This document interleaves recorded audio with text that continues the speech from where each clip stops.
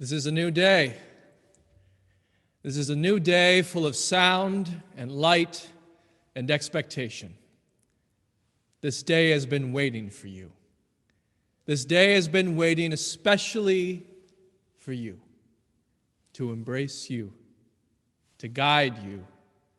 This day has been waiting with open arms just for you. This is the day we have been given.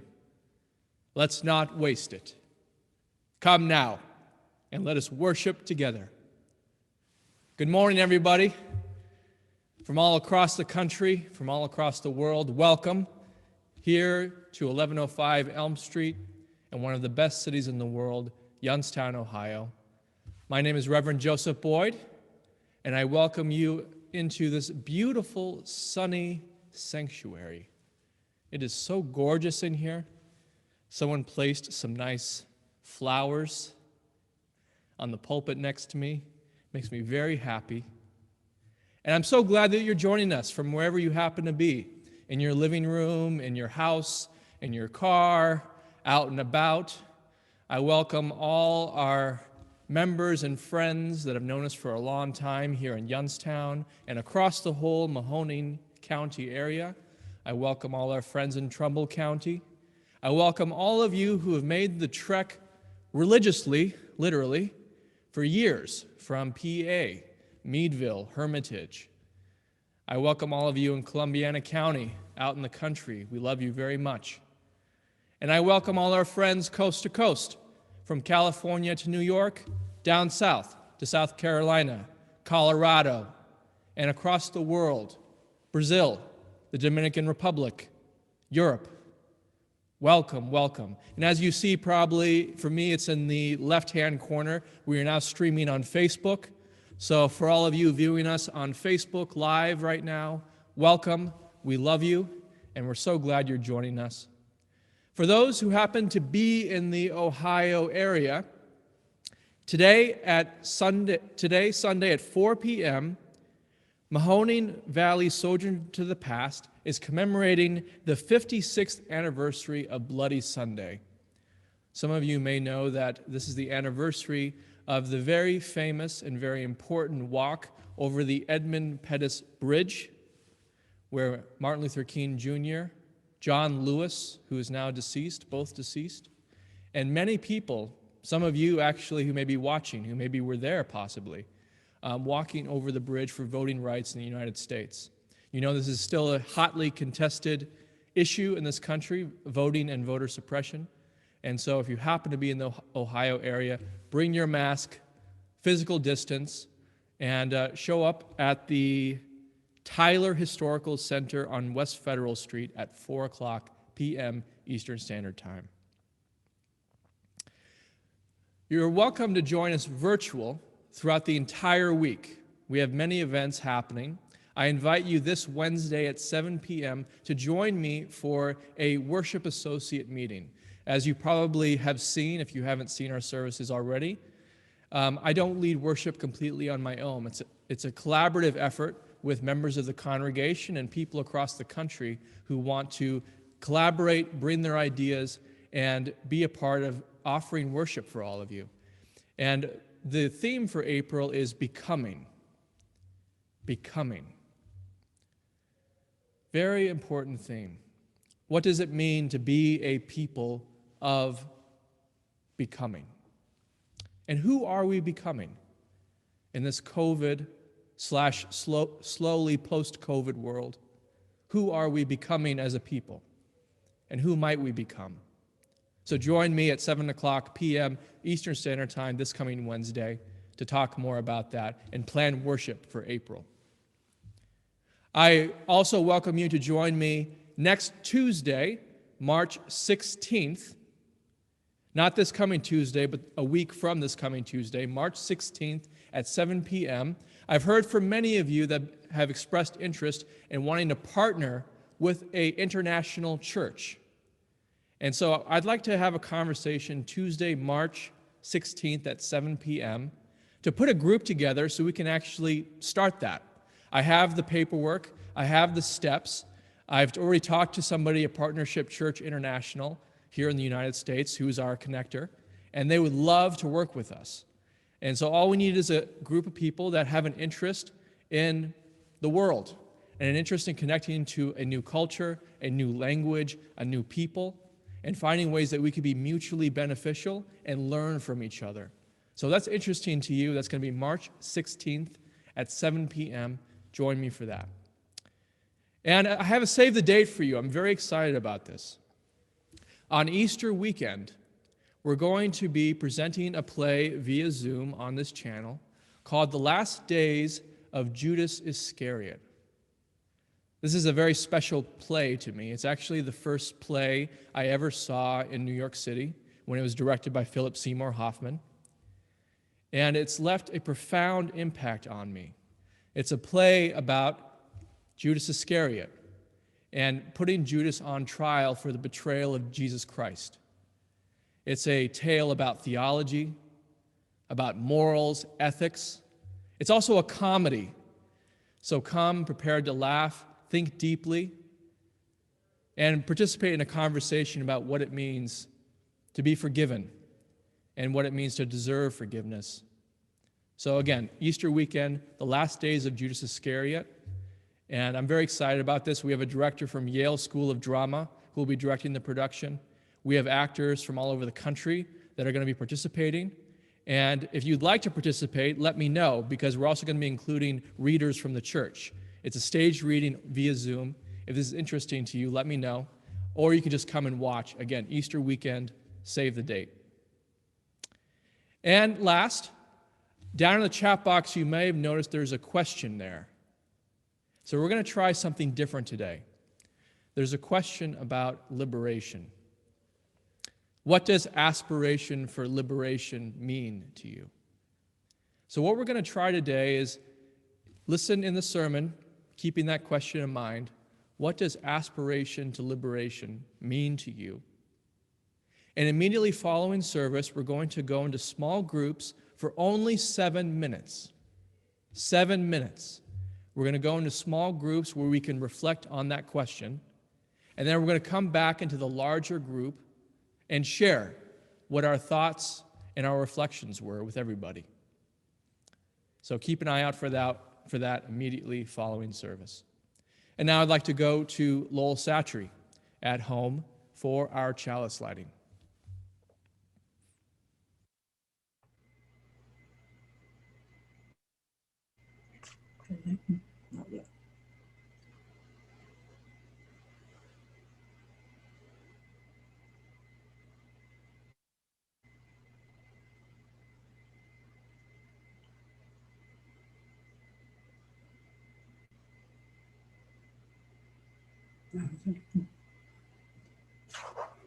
Good morning, everyone. My chalice lighting story this morning illustrates commitment, which is our theme for the month of March. In 1990, my wife Ellen and I considered purchasing a tandem bicycle, a bicycle built for two. Ellen had just retired from a job that had kept her very busy for 10 years. We were also empty nesters, as our 4 children had all left home. We both enjoyed cycling. I started biking in 1966 when I was in graduate school, since this was much easier and faster than driving or walking. I also biked to Youngstown State University when I began teaching here in 1968. By the late 70s, we had joined the Outspoken Wheelmen, the Youngstown Area Bike Club, and we rode with them a good bit of the 1980s. The move to a tandem bicycle was a big switch. First of all, it cost a lot to purchase a quality tandem, so we wanted to be sure before we took the plunge. Moreover, would we really enjoy it? Would we feel comfortable with it? Would we really use it? Or would we park it after a month or two? And believe me, that happens. So we tried riding a tandem a few times and found that the riding style fit us very well and that we would very much enjoy it. So we made the big commitment. We purchased a Santana tandem built in Los Angeles for $2,500. We justified the major purchase by saying that we were giving each other a gift on our 25th wedding anniversary. $100 per year for a happy marriage sounded like a good deal to us. As many of you already know, we eventually biked on that tandem with a vengeance.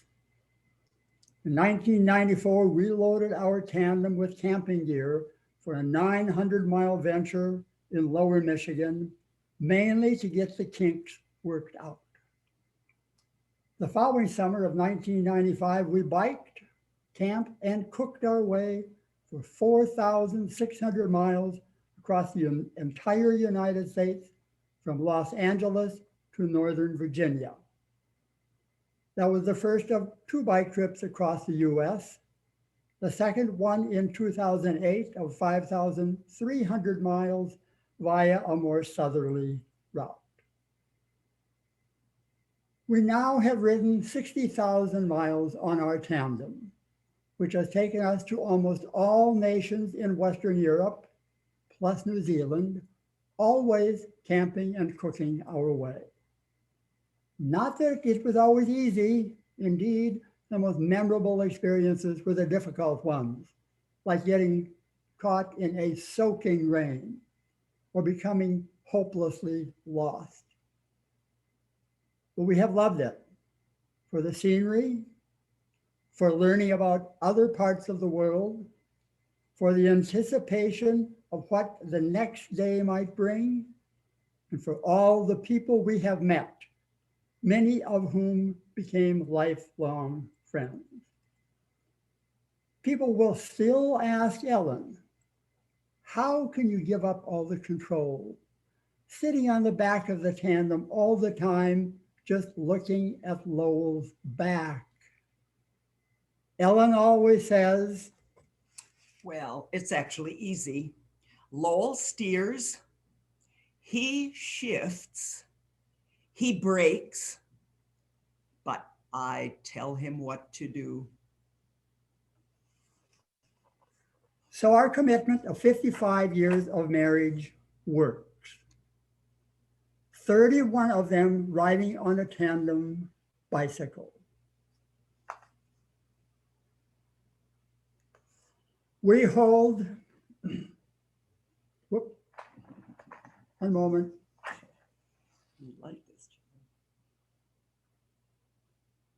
We light this chalice in recognition of commitment in whatever form it takes.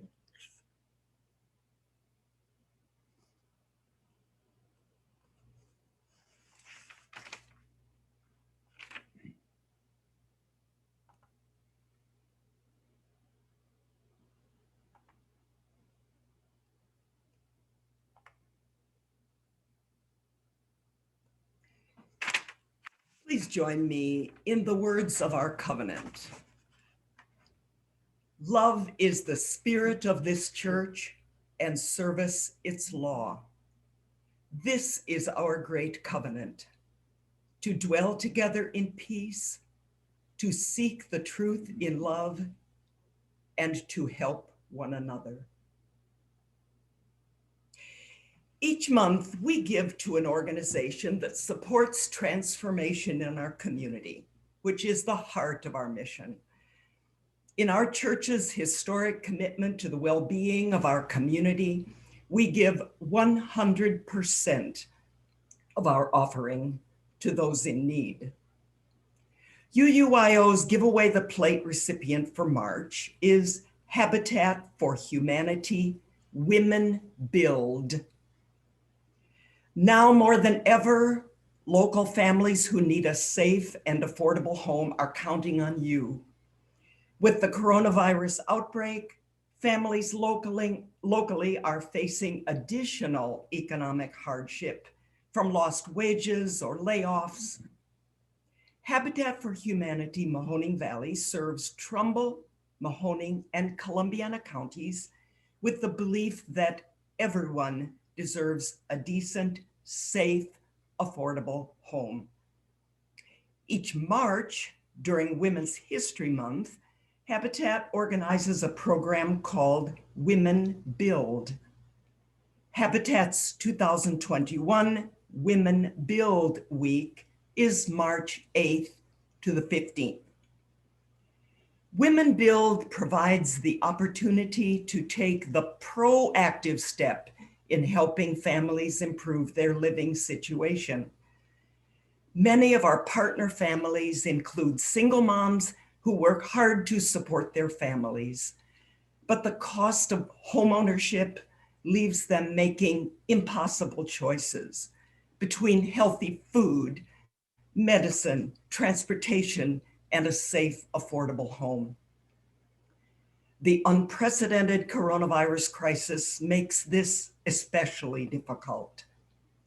Women Build is a partnership between Habitat for Humanity and Lowe's Home Improvement that brings people from all walks of life together to make a positive impact by sharing their story with friends, family, and colleagues to raise money so that local families can achieve a more stable and secure future.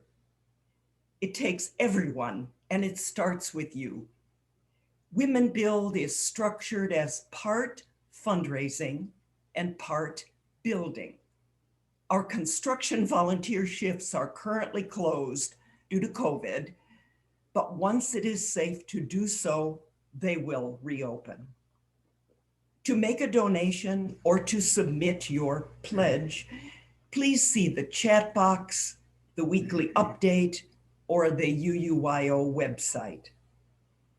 We will now receive the offering that supports the life of Youngstown, the Mahoning Valley, and our wider world.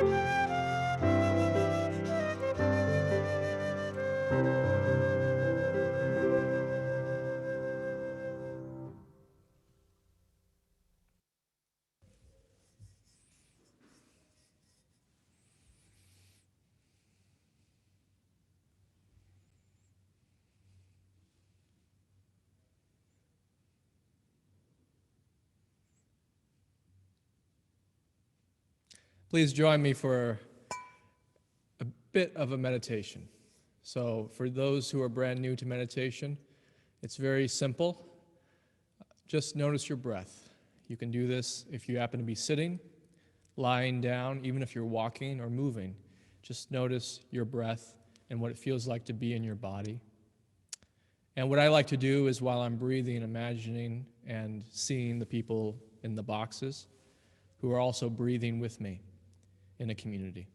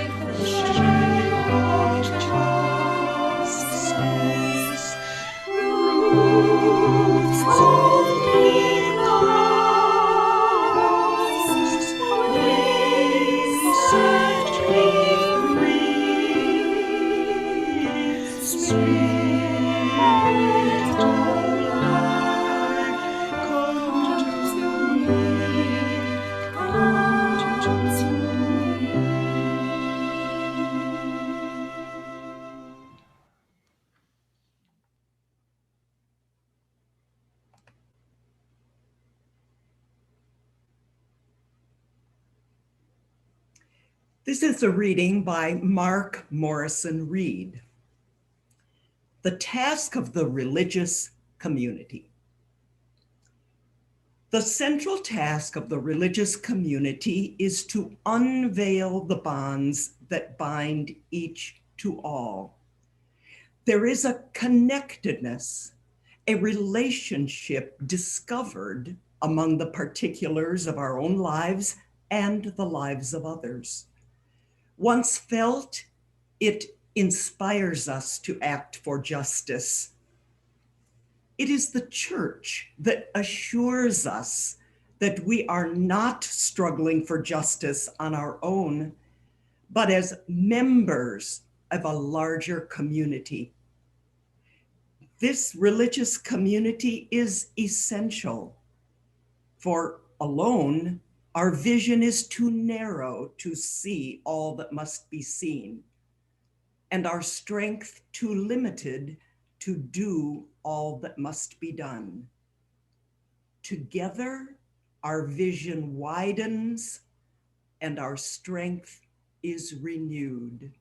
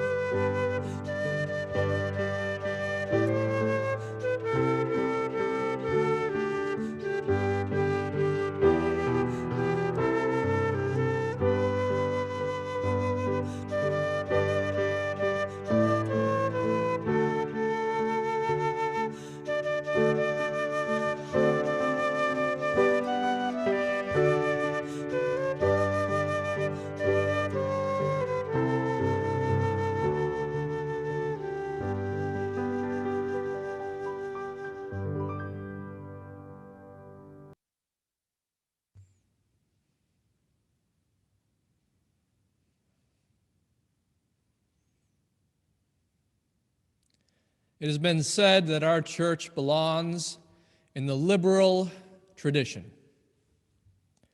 This is not the same thing, the way that we usually use the word liberal now in this culture, in terms of politics, economics, or social attitudes even. It means we are a church that is liberal theologically. Theologically. Most people, including Unitarian Universalist ministers, don't spend much time thinking and excavating theology. So it would make sense that most of you and most people who come to a church like this have no idea what it means to be a theological liberal. The short definition of someone who is theologically liberal is that they use their reason and experience to discern what is true and worthy, rather than creeds or passed down tradition. It's a commitment to the discoveries of the Enlightenment and the Protestant Reformation ideas, that we can discern what is ultimately worthy in life through our reason and firsthand experience. And we don't need an intercessor or someone to think and interpret for us. During that time, this meant that clergy, as they were then known, were seen to embody a different kind of sensibility. Instead of people coming to clergy and expecting them to have some special relationship with God that any normal person could not have, instead, they sought clergy to use their reason and experience to help people discover what is ultimately worthy in being alive. There was a kind of special naivety that was taking place during this time that must have been very exciting. The naivety was the unspoken assumption that if anyone could present a reasonable argument, that could change the way someone lived their entire life. In the period we are in today, we have dissected that assumption down to its nub and have often left only a husk. We have become so enamored with the individual power to discern truth for ourselves that we take it for granted. And now you have at least 8 billion truths out there, one for each person. If each person has 2 truths, we are talking 16 billion truths. If each person has 3 truths, we are talking 24 billion truths. You get where I'm going. We are inundated with so-called truths. We live in a time when we love commentary. We love commentary on commentary. And then commentary on that commentary. Anybody with a social media account can now be what is called an influencer. Someone who influences how people think and live. We live in a time when expertise of any kind is inherently suspect, not trusted, questioned, even medical expertise. Anyone with an opinion can challenge centuries of science and medicine with a tweet. A tweet can be more powerful than any medical discovery. We live in a time that loves propaganda, promotion, and entertainment. We binge watch. We read. We scroll. We find memes.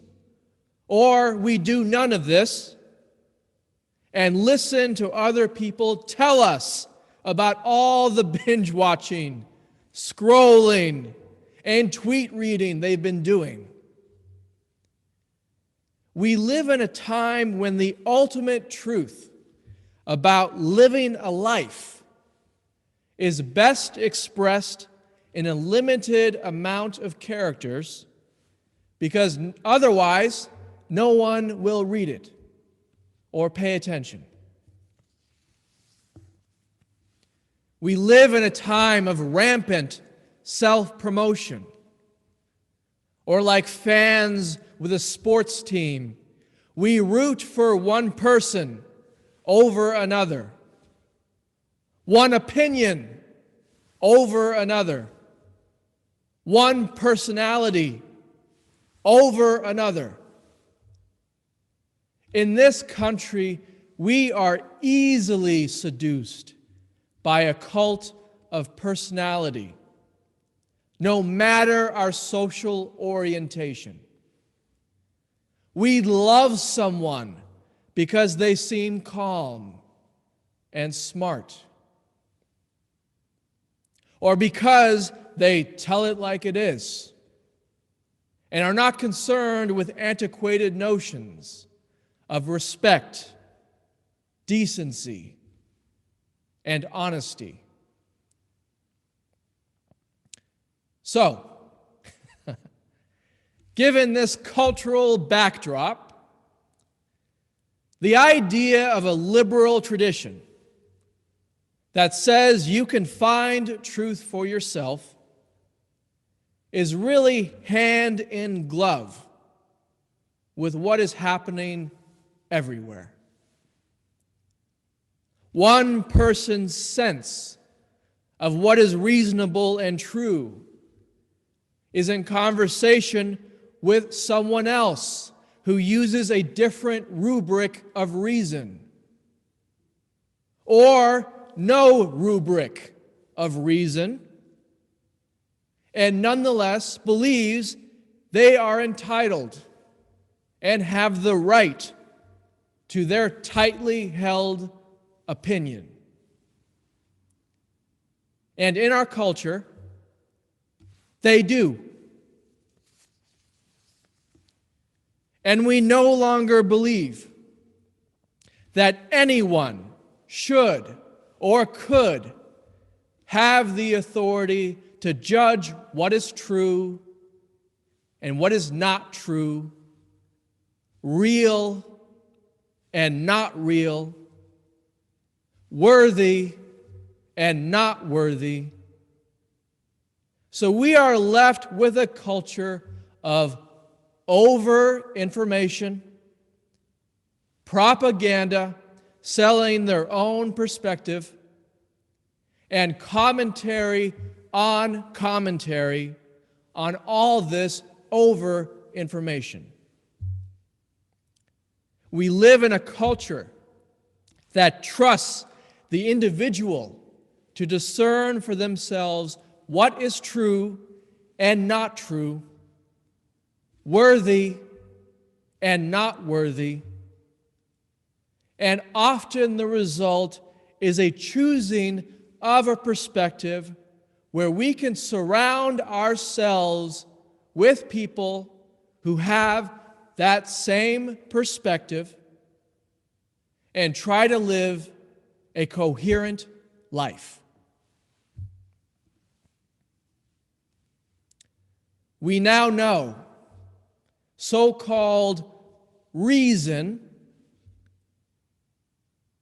and what we consider to be reasonable is a product of the manners and prejudices of their time.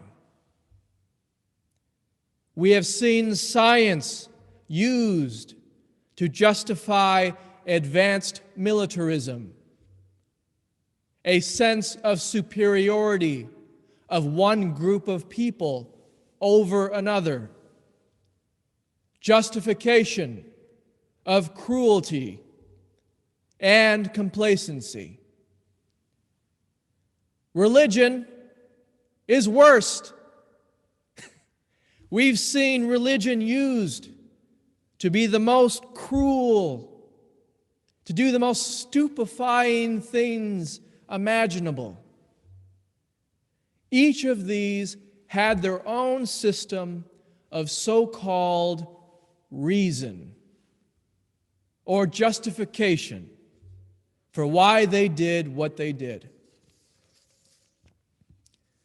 Where it gets even more insidious is the ways churches and even secular institutions justify their lack of action or accountability, usually rooted in a kind of hubris where they see themselves and those in their group or organization as basically good and without significant fault. So, I've now come to the conclusion that while I'm grateful for our church being described as traditionally liberal, valuing the use of individual experience and reason, the liberal orientation, if it is to have any power or significance in this era, must be connected to that which is liberating. What I'm saying is an openness and intellectual freedom is crucial, but not enough. There are a couple of you out there who may be familiar with the term liberation theology, which emphasizes that our life must be about liberation of the poor and the oppressed.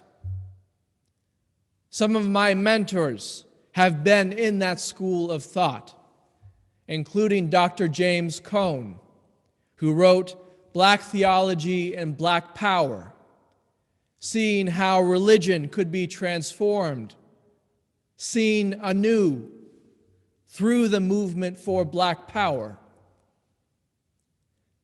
But I'm not talking about adopting another system of thought. What I'm talking about is more about an attitude rather than a prescribed system or way of thinking. I'm coming to the conclusion that the most important attribute of being a fully alive human being is an aspiration for liberation.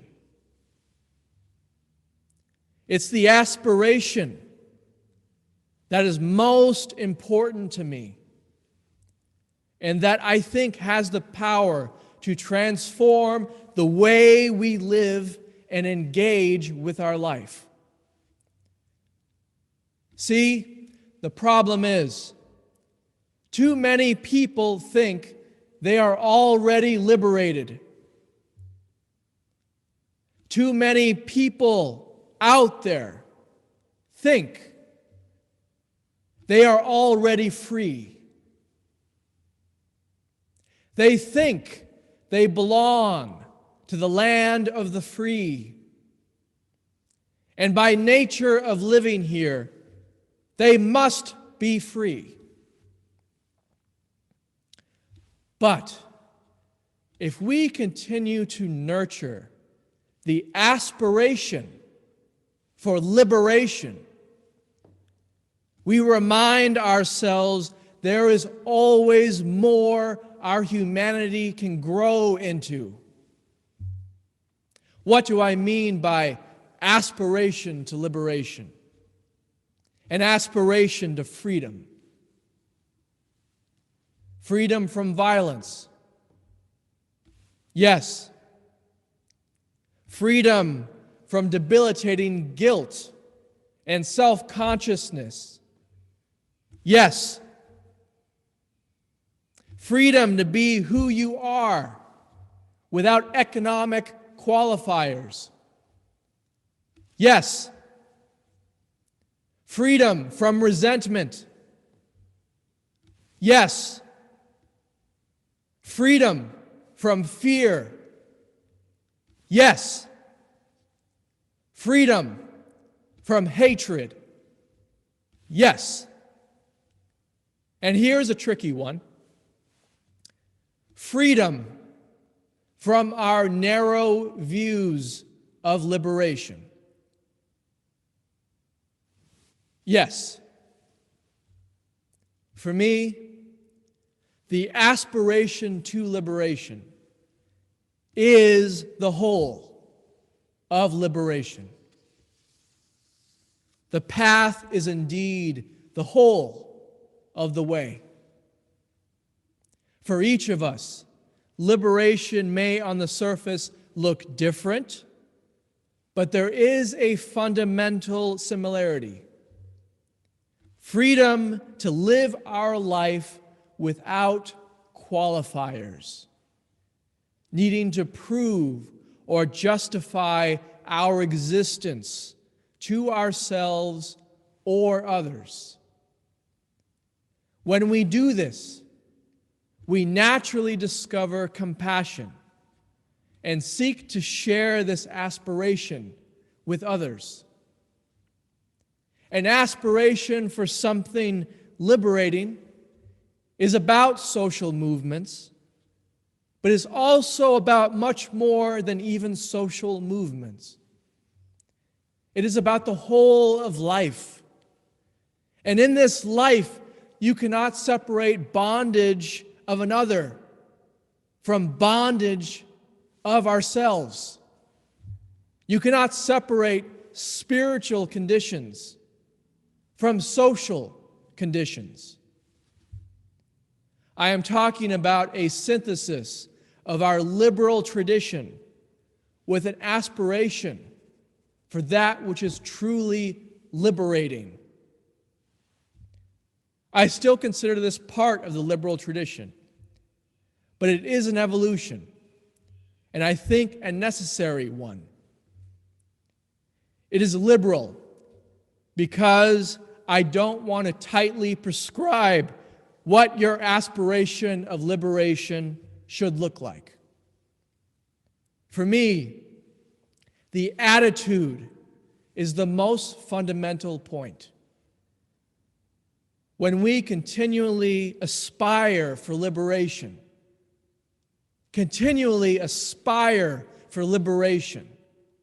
both for ourselves and for all other people, our life opens up in a transformative way.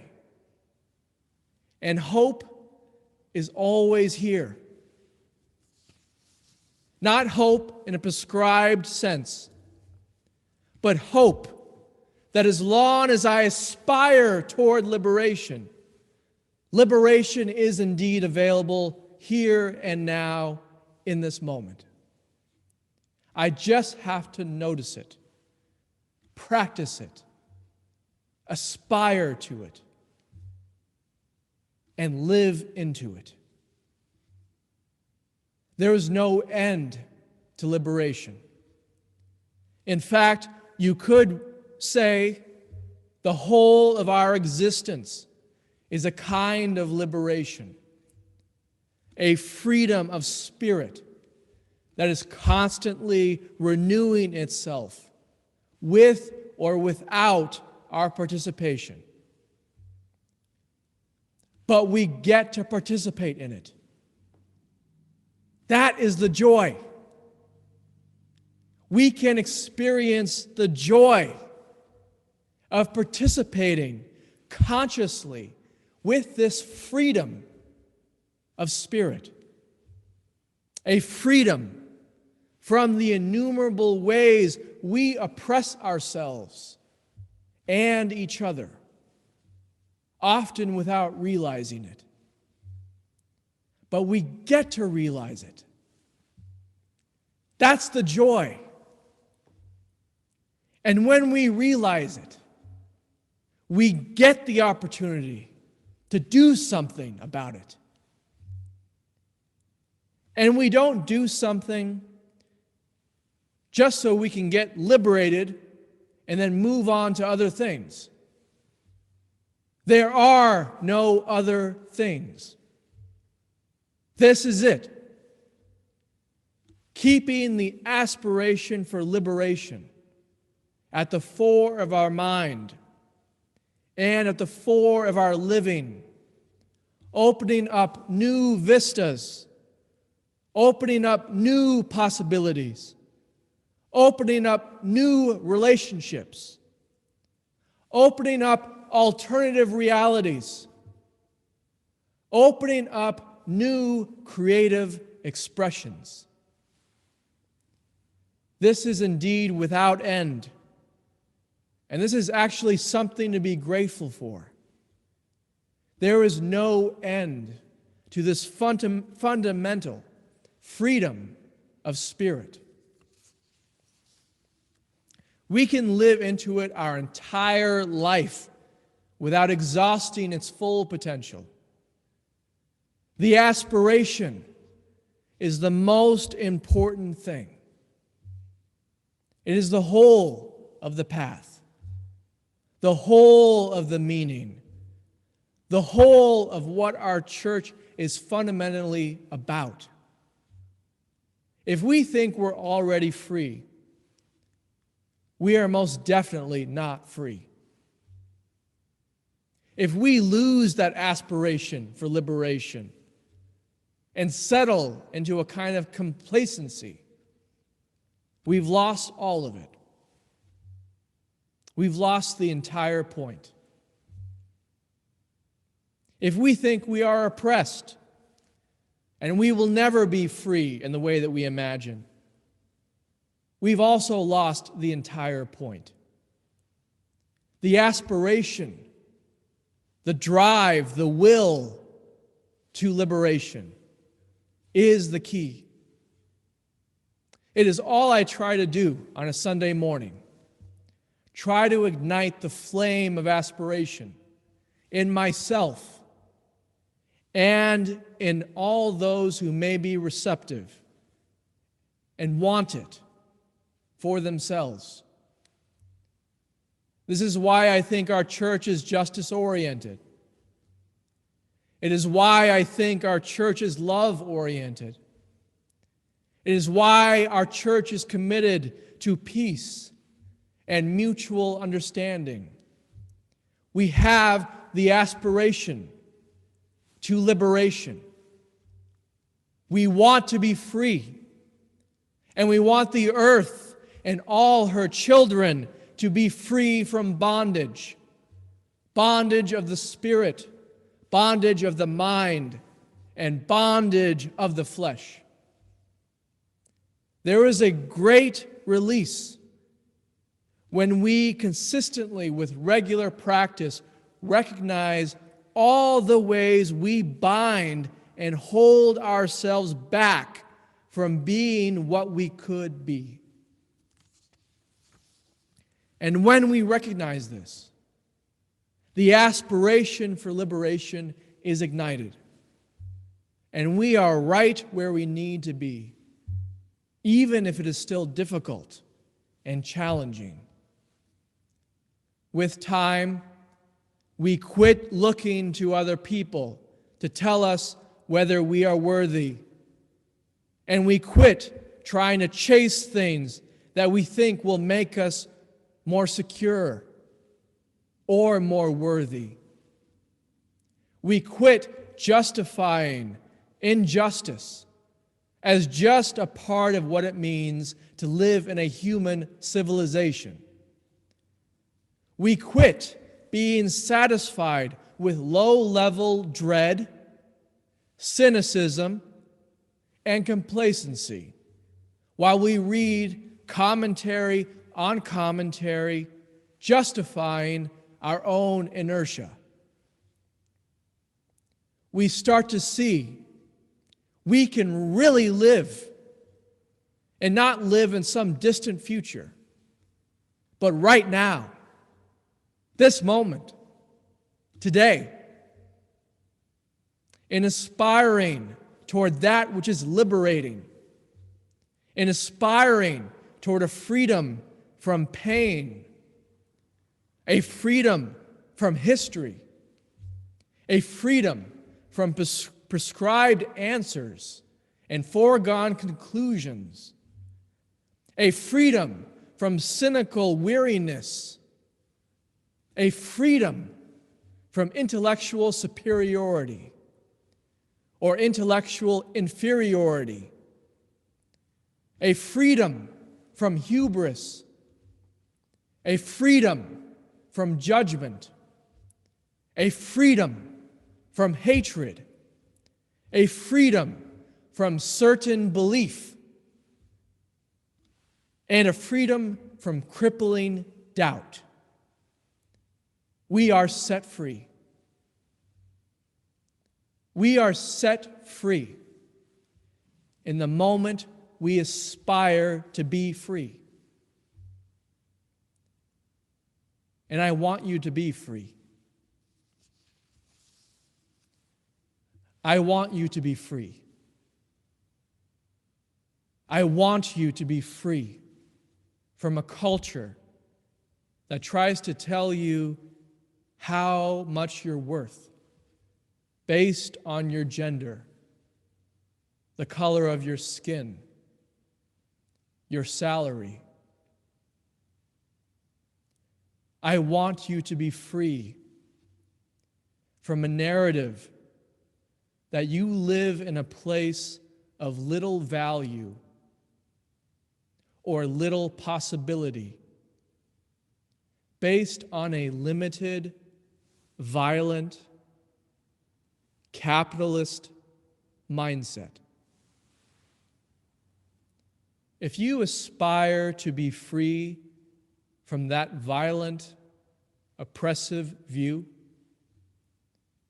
if you wish to be free from that certain belief, which is fundamentally incorrect, if you wish to be free from all your excuses, if you wish to be free from pain and trauma as the defining characteristics of your life,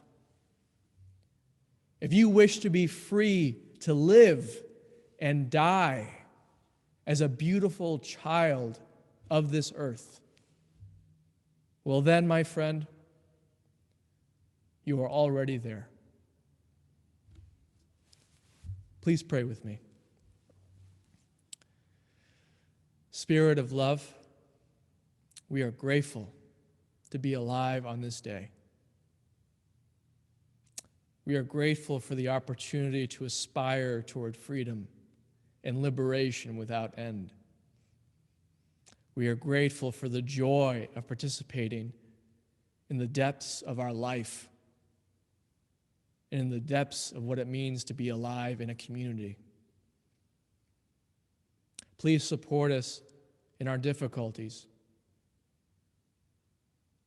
and give us strength to face this day with courage and openness, and help us to remind others and ourselves that joy and true freedom is always here, available, without end. All this we pray. Amen.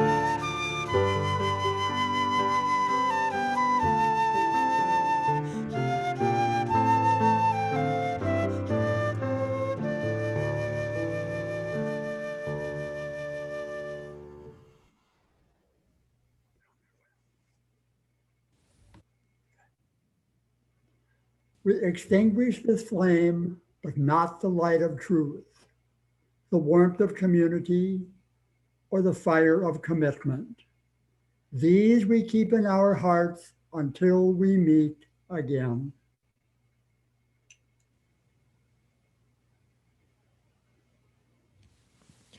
As you depart, please remember the one great fact: you are loved and never truly alone.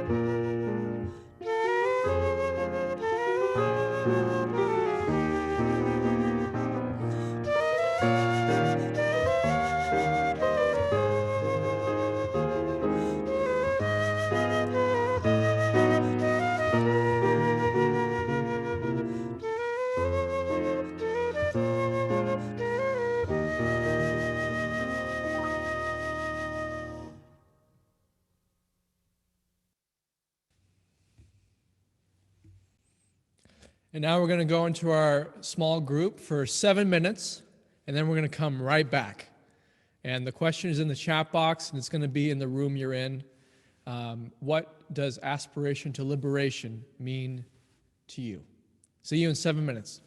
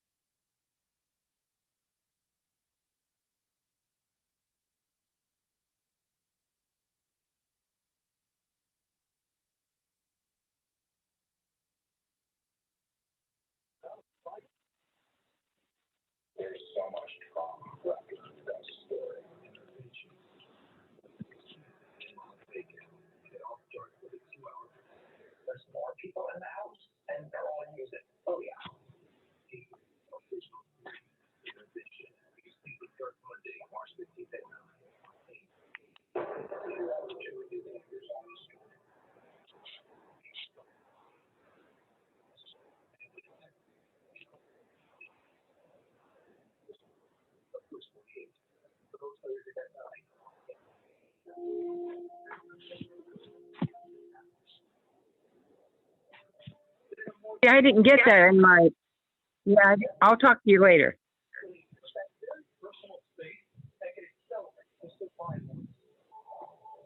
Are we back in the group?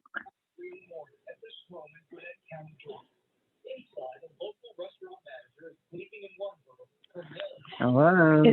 Is this the